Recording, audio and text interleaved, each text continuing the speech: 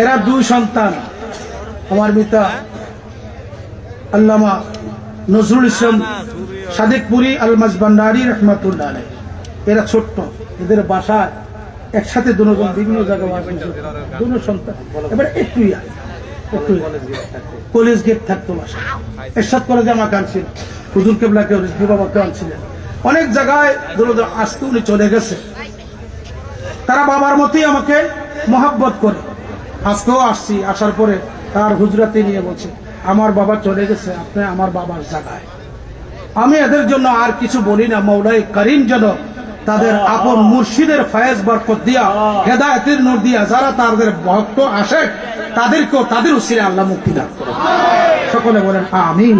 আসসালামু আলাইকুম ওয়া রাহমাতুল্লাহ।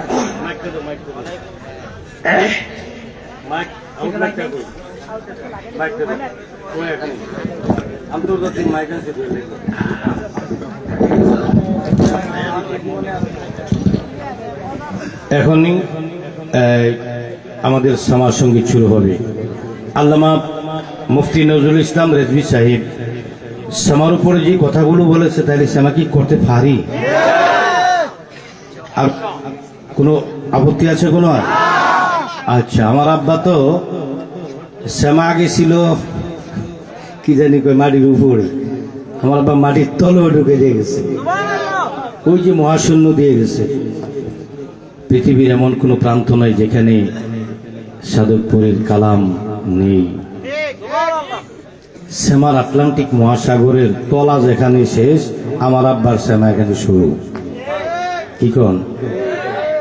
আমার আব্বা 40 বছর ওয়াজ করার পরে শ্যামা করেছেন, কিন্তু শ্যামা করছে বিধে আবার ওয়াজ ছাড়ছে না, জীবনের শেষ পর্যন্ত ওয়াজ করছে।